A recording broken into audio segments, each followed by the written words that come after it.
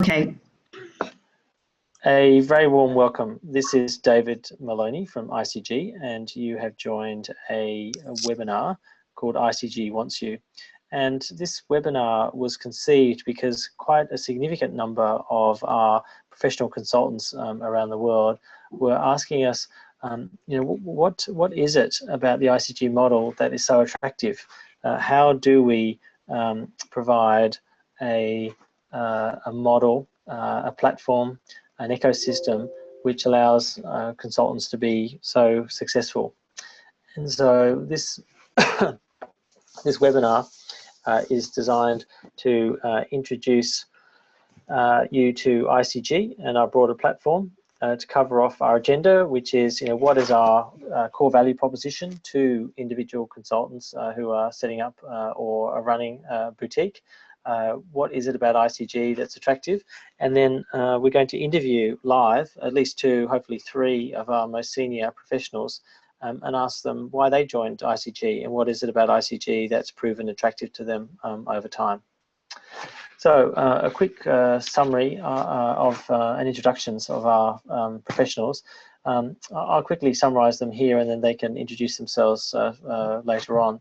But we have David Cartwright, who's an ICG Melbourne hub founder, and he's also a global equity partner. And David has an incredibly deep background in operations within financial services, and in fact he was the ex-group chief operating officer for one of Australia's largest banks.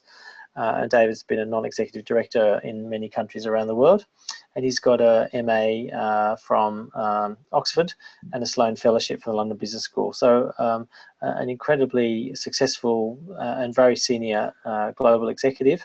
And why would someone of this caliber find ICG exciting, and why would ICG help him be even more successful?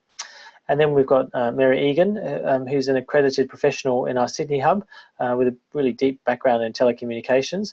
And Mary's got an MBA and science degree from the University of British Columbia. And we have Les Hines from our European practice, where he's a practice leader for revenue performance management. And Les has an incredibly broad functional geographic career with a Bachelor of Science in Applied Physics and Executive Education Program background. So there are panelists.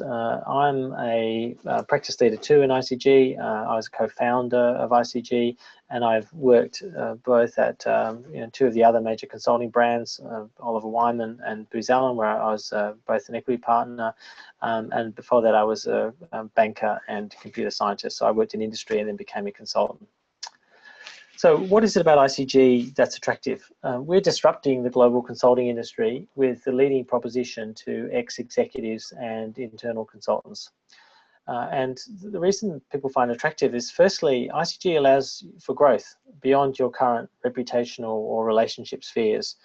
So the interplay with other ICG consultants, the funnel that our franchise creates of leads, and just the sort of serendipitous discovery of opportunities means that there's always additional opportunities for you to promote yourself and for you to build additional relationships both on the supply side and on the client side. ICG also allows you to expand beyond your current specialization and geographic boundaries. So, I'm a practice leader. I live in Sydney, but I've have supported projects in London, in Stockholm, and in Canada since I started ICG. And recently, I've been on conference calls with the CEO of a major bank in Ireland, and in Denmark, and in Singapore. And so, these things are just not accessible to people who are running a boutique by themselves. You can add power to your own brand as a member of a global network with IP access. So ICG allows you to put ICG's brand on your card, but most people ultimately run around with 2 cards. Their boutique when they want to use their boutique, and then the ICG card for initially a small number of occasions, but then as they appreciate that the ICG card opens more doors, gets more sales, gives you access to panels and so on, people use their ICG card more and more. ICG allows you to scale with less risk. If I wanted to build a global financial service practice from scratch, I'd have to spend enormous amounts of money building hubs and practices around the globe and hire people and provide the infrastructure. And the great news is ICG's done that for me. So it's all there, raring to go. You know, if I need a contract in Toronto or Paris to sell a client a project, we have those. They're already written. There's no cost involved. We have accountants in each of those countries. We have all of the legal paraphernalia, and in France, translation skills to help you. So ability to scale with less risk is significant. Because ICG is a recognized brand and is a global consulting firm, you get deeper client engagement and stickiness. Clients simply recognize that you're, one of the big guys, not one of the small boutiques. So they just treat you more seriously. Our longest project's now 5 years long. I recently signed a contract just for myself for 2 years. People really get the fact that, we're almost a managed service offering for management consulting. You can also protect your client from top tiers. When you're a boutique, it's sort of you against the big brands. But when you're part of a big brand that's a virtual brand aggregated like ICG, it provides much higher levels of protection. And our brand is increasingly known by CEOs and boards. The next is, if you have IP, you can export it. And so the idea here is that if you've got a product which is valuable on your hard drive, it's not making you any money. But if the IP is on your hard drive, but the brochure's on the ICG platform, and you can then use the ICG platform to get other people around the world enamored in your IP and then licensing it through them, then you and they are going to make more money, and you can effectively make money while you sleep. You can also earn passive income through the BAS, and BAS is a wonderful thing. We've had 500 of them now, and basically it's a way of helping a client meet a need, whether it's for one person or 20. We run quite a few of them, and you can run a BAF for your clients because you can't do everything. Your team can't do everything, even if you have a team. If you put one of your crony / little black book professionals in, they might be good, but are they good enough? Are they the best? And when you run a BAF, you'll see the best in the marketplace. So do you want to give your clients the best or not? So BAF's a very powerful way of ensuring your clients get what they need. And the more serious you become, the more interested we are in helping you become an equity holder. We want everyone to be an equity holder if they're driving revenue. So if you've got an interest, let us know. And then the other thing is, ICG is a pretty collegiate place. We have a bit of fun. We have member events. We have Christmas drinks. We have a big Christmas party. We had a get together in Phuket last year. So if you want to feel less lonely, then join ICG. Now, ICG is a really different kind of disruptor. We offer the agility, efficiency, and scalability of a marketplace platform, but with capabilities normally associated with a leading international consulting firm. So this page outlines, the leading consulting firms versus ICG, and then ICG versus marketplace platforms and freelancers. And the great news is we're a hybrid. We can do both. We can scale up with teaming, with large-scale projects, with global footprint against the big leading global consulting firms, and we can beat them, and we beat them regularly, more and more. But we also can provide marketplace equivalent resources, in fact better, because our people are more accredited, they're more professional, and they're typically more experienced. And so ICG really fits neatly in the middle between these two business models, and our platform fees are 10% lower than both marketplace platforms and leading consulting firms.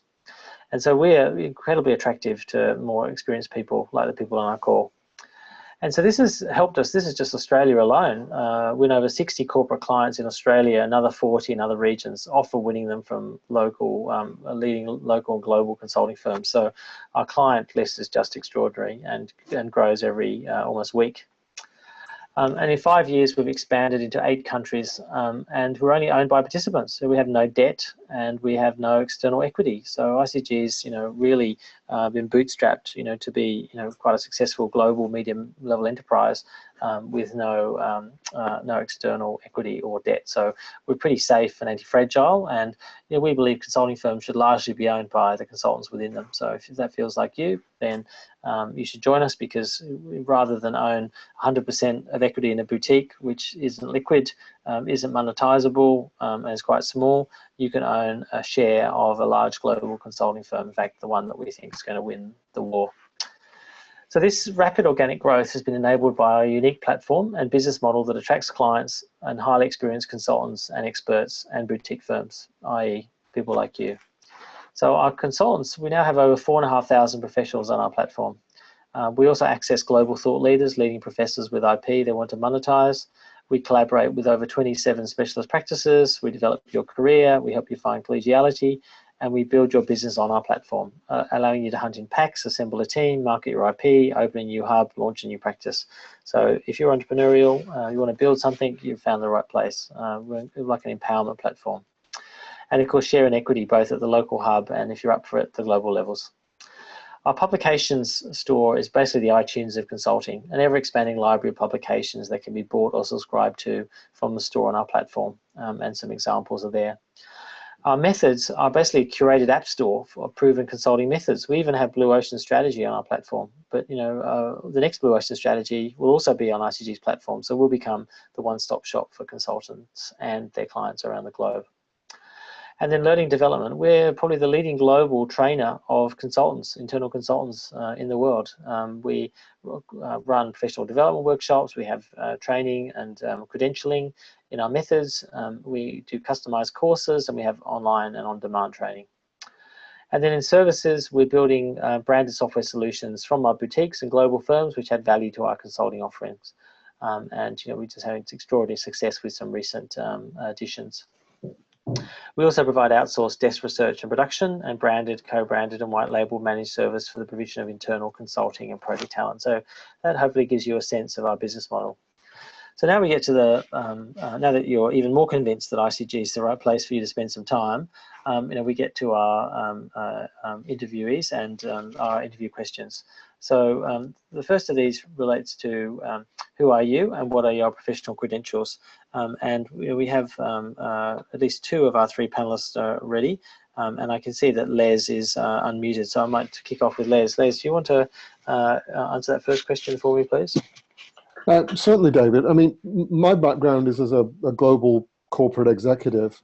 I spent almost 25 years working for a major US company, but focus on growing and developing business across the globe. So most of my time was spent on airplanes. But having sort of gained a lot of experience there, I then transferred into a VC-backed startup and helped them with their growth, and then into a private equity company, helping them with their growth as well. So at that time, I was, I guess, a consumer of consulting services, and saw that there was an opportunity to sort of bring some experience to others. And then I started in 2010. So I've been in the consulting role now for just about 7 years. So that's a little Excellent. bit about me. That's great. And what was it about ICG that initially attracted you to the platform? Having sort of started as a boutique, one of the things that became, or a number of things that became sort of pretty obvious fairly quickly was, one, you're one of many boutiques, competing for business, and the ability to differentiate can be extremely challenging as a boutique. Taking on projects and needing to gain additional capacity. If you're up against some of the major global brands, it's great to have ICG on your business card, as you said earlier, because it positions you above the many boutiques around there. And then also the collegiate nature of things. As a boutique working in teams of one or two, there's sometimes a lack of the, the camaraderie, but also the different points of view that you might need in order to add additional value to a client. So I think a lot of those elements coming together sort of form the foundation, but then also the ability to scale your offer. So if you're a boutique, what you're offering to a client is your specific area of expertise. Through ICG, you can actually pull together different areas of expertise and put better and more comprehensive proposals in front of clients. So I guess that's the picture as I saw it, and what attracted me to ICG. Well, great. And so it sounds like a lot of the propositions have been helpful to you. So what started to happen in your consulting career as a direct result of ICG? Well, I think first of all, becoming much more confident in front of clients, being able to differentiate, when you're bidding for work, the fact that you're part of a global platform with, thousands of consultants, makes you stand out very much from saying, look, I'm a 1 or 2, 3-man band, and we've maybe got access to 20 consultants. And clients listen to you more. I think the other thing is that, the ability to command better fee rates. As a boutique, and one of the many, clients tend to want to push you down on fee rates. When you go in there as sort of part of a global brand, you can actually expect to and command better rates. Well, we all like to charge higher rates. Are there any other points that you'd like to add to share with the attendees tonight that would be helpful for them? Yeah, and I think the other one is that, it's always said that the most difficult part of any business development is actually gaining a client. And having gained a client, the ability to leverage the ICG portfolio, whether that be practice areas or different experts, to serve those clients over time. And actually leverage the ICG capabilities into a client for a longer term relationship rather than a transactional relationship. I think that's a real value add. I like the sound of that. Well, thanks, Les. Great to have you on our panel. And I'm really delighted to introduce our next panelist, which is Mary Egan. Good evening to you, Mary. Hi, David. Well, it's great to have you on board, and I think our audience would love to hear a bit about you and your consulting credentials. Okay.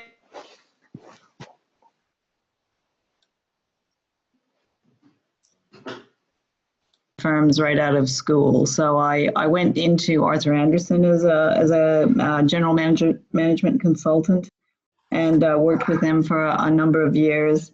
And then I went back into industry. I started working with telecommunications, one of the clients, in fact, and I ended up spending quite a number of years, I guess, gaining a deeper understanding of the telecommunications industry.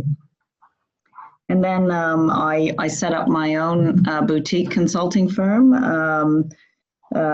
in 1999, and I ran that for 5 years. It was right during a period of time when I was actually a new mother, and I wanted to get flexibility, but I was also interested in seeing whether I could, actually sort of increase the revenue I was making, which I managed to achieve both flexibility and better revenue, which was a great result.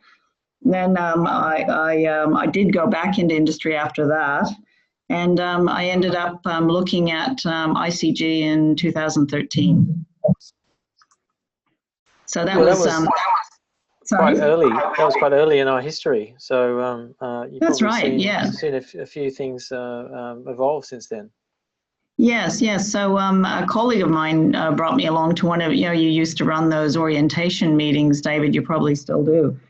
And I really liked the things about ICG that I found attractive right away is you can see that not only is there a community provided by ICG, but there's a framework for thought leadership. And when you're running a small boutique, it's very hard to access that that wonderful sort of thought leadership that's going on in many aspects of, in every part of industry. And even at the beginning of your journey to create ICG and to the place where it's now, there were some very, very strong professionals looking at very interesting ideas and creating those frameworks that are so useful if you're a consultant. So that was very attractive to me because it's those unique and interesting ideas that are what differentiate a consultant from the mob, I suppose. Well, it sounds like you were very professional, very successful by yourself as a independent consultant. You know, both getting flexibility and a higher earn. So I think that, you know, the real question is, how has the ICG proposition helped you further than that? You know, so what's been able to enabled you to do beyond the success that you were already able to achieve by yourself? Yeah, the ICG, you mentioned it in your presentation, David, that notion of the tier one protection. So I noticed when I did actually start working with a new client that I was successful winning a BAF through ICG.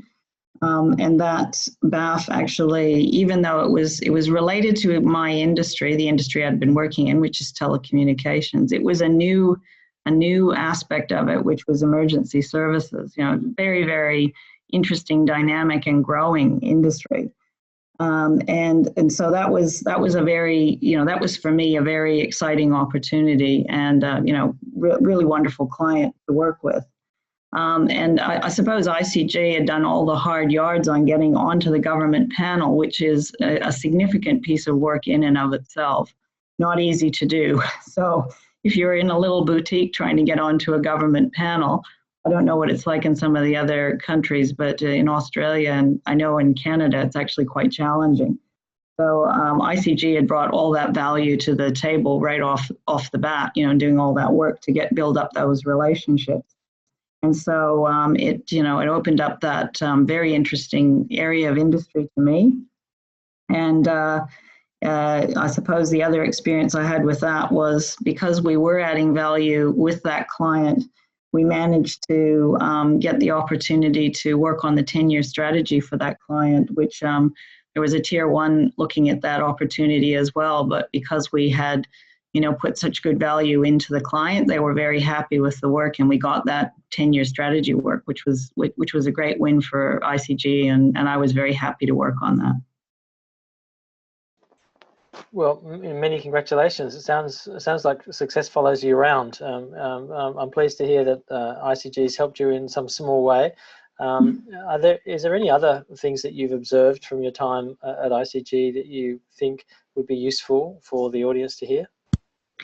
Yeah, I suppose if you are working into an engagement with ICG, then you also have access to some fabulous talent and wonderful consultants within the organization. So if your client is actually looking for a particular type of person, you know, you've got this wonderful, you know, group of individuals that you can reach out to. And they're very high caliber, so it really stands you in good stead with your client. You know, that I think is you know, it just adds that extra value in that relationship that you have. The other thing I'm thinking, David, you know, because you know I'm kind of a global player. I'm here in Australia right now, but I also am working in North America, and the ICG model allows you to do that. So if you're like me and you actually don't have a very, very fixed address, you have that opportunity to leverage the global nature of ICG. Well, it's really great to have you on board, and it's been a delight to work with you. And thank you so much for joining our panel. Thank you. Our third panelist is David Cartwright, and so I'm going to ask David to just do a much better job of outlining his career and consulting credentials. David, over to you. I think you did a pretty good job. My background is I'm not perhaps a typical individual in that I spent much of my career as a senior executive in FS, ending up running a big chunk of one of the major Australian banks. But having left that, I was not considering, frankly, coming into consultancy. I thought maybe I'd do a bit of advisory work, but my future was heading down a different channel. But then I bumped into you quite soon afterwards, and I was intrigued by the model, because one of my principal roles at my previous employer was to stop consultants getting over the into the enterprise, I was a second pair of eyes for the CEO to challenge, and I felt the model had many dimensions which would improve the value in major corporates. So I took some time to understand and get to know you better, and it made me realize that one of my personal interests was to keep up with the developments in the FS industry, and part of that meant that I had to continue maintaining my relationships across multiple organizations in FS in Australia and, from my perspective, in the UK. And that actually being part of ICG gave me that opportunity, because it gave me something to talk about with C-suite executives. Because we do have an incredible capability within ICG, which I got to know very quickly. And the quality of the people, I think, is one of the key things that has ensured that I've remained with ICG for multiple years. The fact that, I know I won't be embarrassed if I take my colleagues into meeting senior executives in financial services organizations. I mean, and I go a little more broad than that, but primarily that space. So that was what brought me in. I also, because it was early days when I first met you, I mean, I actually really enjoyed the challenge of thinking about how we were going to build a disruptive model and take on the consulting industry. And I've enjoyed the journey, and I've enjoyed, as Les has said and as Mary have said, the collegiality of ICG, the fact that you are part of a bigger group and that you can build over time some really strong valued relationships with colleagues around the world that give you, a really, actually make life much more interesting than doing it on one's own. My interest is, I'm not really interested in selling myself. In that, I mean, I've always believed that probably there's better value by getting much more focused, experienced professionals working on roles than me. Over time, though, I've found one or two more opportunities to do that, which is good. But the ICG model does give me the opportunity of making good money by bringing excellent people to the attention of my contacts in the industry. So I think that's why I'm part of it. Well, it's a great summary, David, and I think you've reminded us that it is a journey, and that it is the early days of disruption in the global consulting industry. And boy, is it a lot of fun, being part of the team that's disrupting the global consulting industry. And I think we've come a long way already, and I think we continue to learn and evolve every day. And so I think the opportunity to be part of that should be something that may interest attendees. And you talked about global colleagues, and I just remember it was observed that one of our UK colleagues visited North America for a holiday and was in Canada, and then popped into the Toronto office and did a couple of meetings, and ended up selling a major strategy assignment, which he's now supporting remotely from back in Zurich and London. So I think the potential to build really productive relationships with like-minded professionals around the globe is also very significant, and it's great to see those transpiring. So I'm sorry, yes, please, David. Yes, David, that's one of the other things that really intrigues me and maintains my interest and commitment to ICG, which is that we continually bring on new very capable, good people. So actually, we're continually refreshing the message that we can take to our clients about our capabilities. So whether it be, in the cyberspace or in the professional services space, or whichever other space it happens to be, with the new entrants, we've always got new things to talk about. It's very refreshing, and with the global thought leaders, we're absolutely tuned in to some of the best in the globe. Yep. So I think we probably answered most of the second question. What was it about the ICG proposition that attracted you? it might be useful to talk about, how you think about your career and how you spent the last number of years and the alternatives that were available to you, and what is it about ICG that's helped you feel like that this has been part of your legitimate career journey. Well, I mean, it provides some of the most stimulating debates that and things that actually make my life interesting over the last few years. It's also actually incredibly useful. I mean, I'm pursuing a non-executive career as well in parallel, and actually having the insights from ICG and the work we are doing is very valuable. I mean, that potentially can give further business opportunities, but equally potentially there can be conflicts. So one has to be careful in that, in terms of trying to push ICG within the companies I advise as a non-executive, but actually having the experience is incredibly valuable for me. And from a financial perspective, ICG has not been it's been a pretty good source of revenue for me over the last few years, and hopefully it will continue to be so in the future.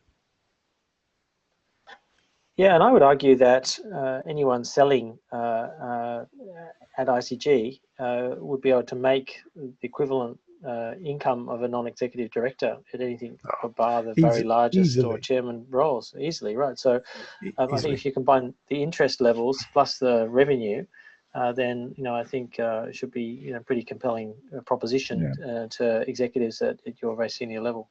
And if you look at the really successful individuals in ICG who are delivering as a deliverer, but they're also selling very significant amounts of third-party resource into the clients they're working with. Yep, no, exactly.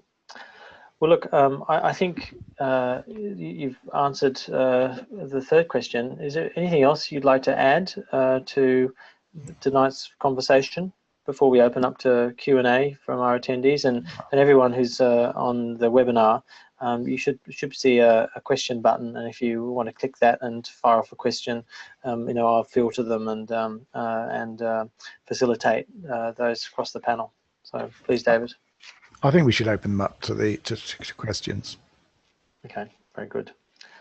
Great, let me just open up the question box. So the first question relates to what onboarding requirements does ICG have? What is the, I think this person's asking, what's the minimum entry standard for ICG? Is that, David, I think you've probably done the most work onboarding people with being a hub founder.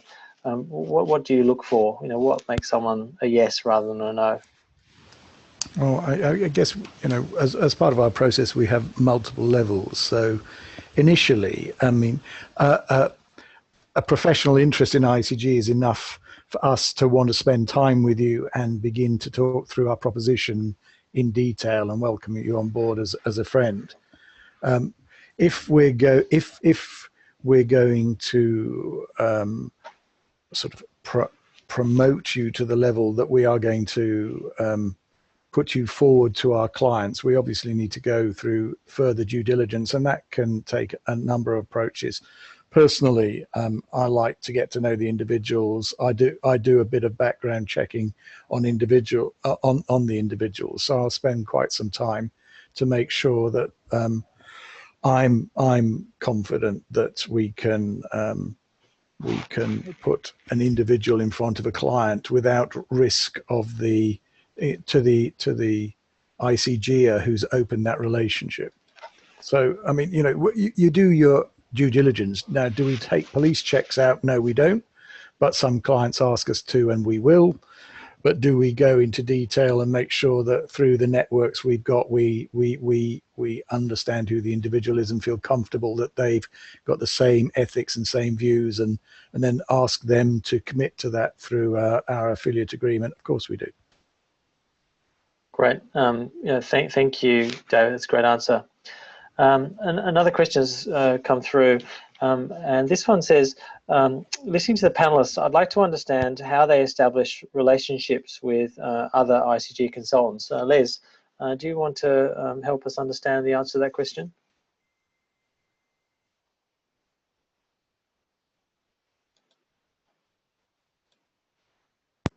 Les, you might be on mute.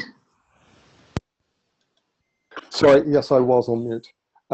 So thank you, Mary. So here in Europe, we look to get the ICGers together on a regular basis 3 or 4 times a year. And in that focusing around, who's new, what their capabilities are, that's sort of a formal thing. When we have a monthly ICG global call, and on those calls we get updates from the ICG hubs in terms of what's going on, so we get to hear from colleagues across the globe. And then when particular opportunities come up, we can reach out to the various hubs and say, we've got an opportunity with a client, this particular area of speciality expertise. Is it something that we can collaborate on and sort of focus on a customer opportunity? So I think there are lots of different channels to do that. And clearly we do meet and speak with the ICG consultants on a regular basis informally. So I think it's a network, it's getting people together, it's addressing client opportunities and reaching out across the network. And then, finally, if you've got a specific opportunity where you need an expert, we've got the BAF process, which we then launch a formal BAF and look for people to respond to that. And that then engages consultants in a particular opportunity.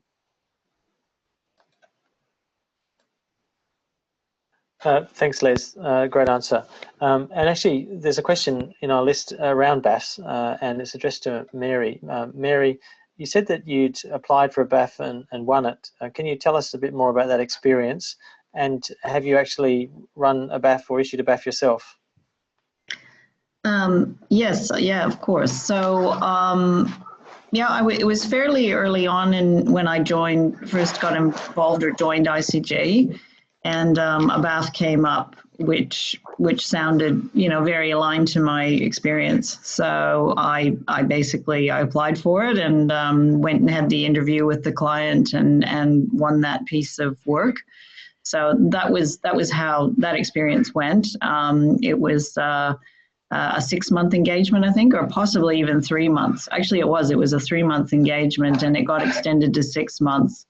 It was a strategy piece of work, but at the end of that, and there was a tier 1 consulting firm who was getting prepared to do the 10-year strategy for that client, and we managed to win that business. So that continued on for another 6 months. So that's what happened there. In terms of using the BAF process myself, I have actually done that. So, and very pleased with that experience also. So I needed a very senior commercial lead for a program that I was running with a client.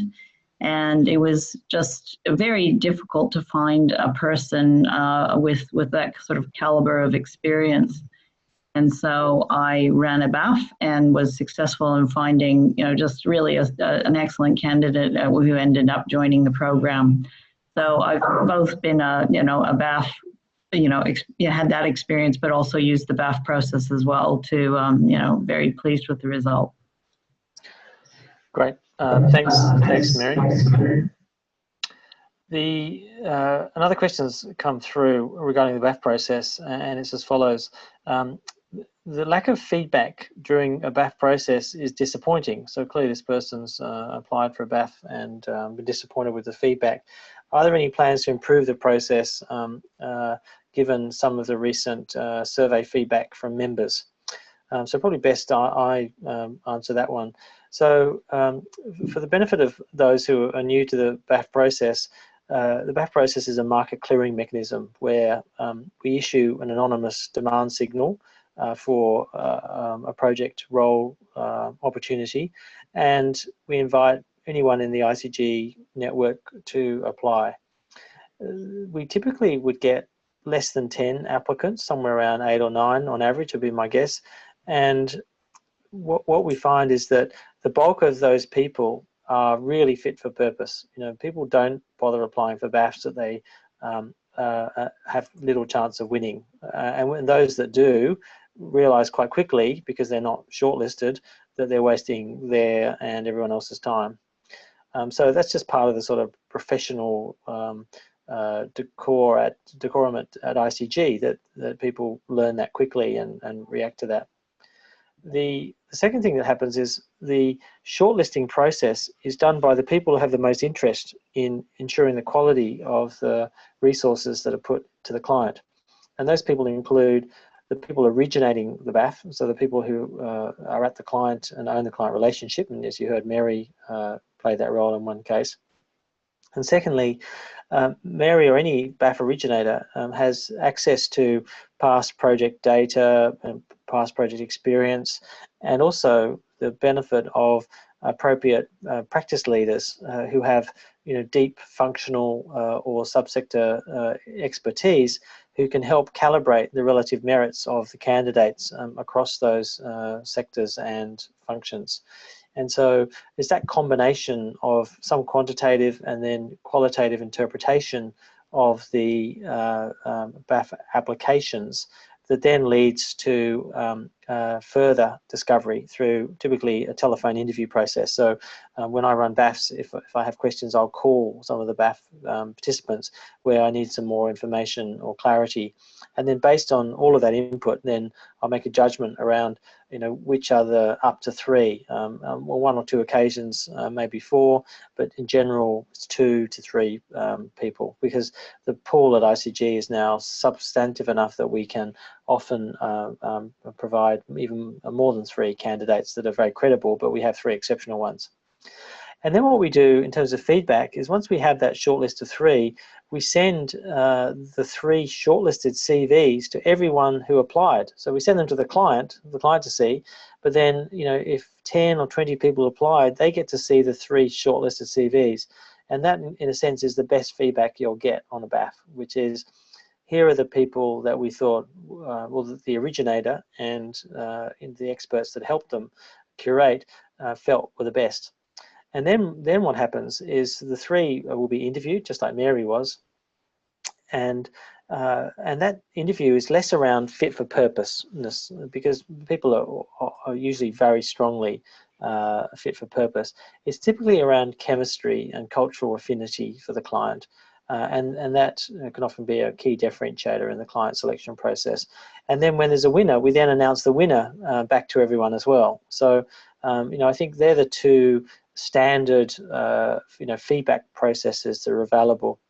There've been, on rare occasions, consultants who've said, look, I've applied for 3 BAFs, I haven't won any, can I talk to someone? And of course you can talk to someone, just talk to one of the C-suites. They'll put you in touch with the BAF originators, and depending on the appropriateness of the inquiry and timing and other priorities, we'll then be able to schedule a conference call with the originator or originators, and they might be able to provide you with some tips or some guidance. And of course, if you hang around the office, one of the ICG hubs, you spend some time, you might get some helpful guidance around how you're thinking about the types of BAFs to apply for. But I've applied for 2 BAFs and I haven't won them. And so my strategy is not to apply for more BAFs. My strategy is to generate BAFs and to sell myself with the ICG brand, because it's much easier to do it without. So, so I think that's my general view on the BAF process. Are there plans to improve the process? Absolutely, there are plans. And we're automating the process as we speak. And that will be rolled out in the next little while. But we have significant plans to add in additional quality signals around the caliber of the originator, how much revenue they've generated to date, what their BAF conversion ratio is, also feedback on the client and what the experience of previous consultants of that client has been, so you have a sense of the attractiveness of the client relative to other facts that are presented on the BAF. And of course, as our database of consultants and feedback on projects grows, the amount of quantitative information rather than qualitative will grow in terms of a balance. So hopefully that helps you understand our plans for the BAF process. Okay, great. The questions are flooding in now. So there's another one. I'll just pick one of the many. What are the key challenges, improvement opportunities for ICG in the market? I think given David's tenure and role. I think probably David's the obvious one to throw that one to, David. So could you help answer that question? What are the key challenges and improvement opportunities for ICG in the market, please? Me. Hello. Hi, David, we can hear you. Yeah. So I think in any business, the key challenge is to find more opportunities to grow our business. And I think that's about finding the right people to join ICG who actually are good at developing sales opportunities, rainmakers. Sometimes that word isn't loved, but actually the reality is that a relatively small number of people generate the vast majority of opportunities, and we need more of those because supply will always follow demand. So I think that's potentially the key. I mean, what we've proven is that when we get the opportunity to prove our capability to our clients, we can take on the biggest organizations. So we've been in situations where clients have come to us and said, we've got a McKinsey or an equivalent doing this work. Actually, what can you offer? And we've proven our capability, and we've taken roles that would have otherwise gone to the same. Equally, the PwCs, the EYs, etc. So, I mean, personally, I think that is the major challenge, which is encouraging sufficient heavy rollers into the organization who can build the opportunity pipeline for the organization. Great. Well, I look forward to working with you on doing exactly that. And I think you've heard from three of them this evening. Now, look, I think we're pretty much out of time. So I'd really like to thank our large audience for joining from around the world. And of course, those of you who will be listening to this offline. But in particular, I'd like to thank our panelists who I think have done a particularly good job of helping everyone to understand what the platform really delivers to someone who may not have come from one of the big branded firms, but nevertheless has enjoyed considerable success and career progression and advancement and professional satisfaction from participating with the ICG platform. So I'd really like to thank David Cartwright, Mary Egan, and Les Hines for their time. And I look forward to joining you again in the future at an ICG member event, a friends introduction event, or one of our Christmas parties or celebratory events, or another webinar in future. So really appreciate everyone's time, and all the best with your career choices. Thank you.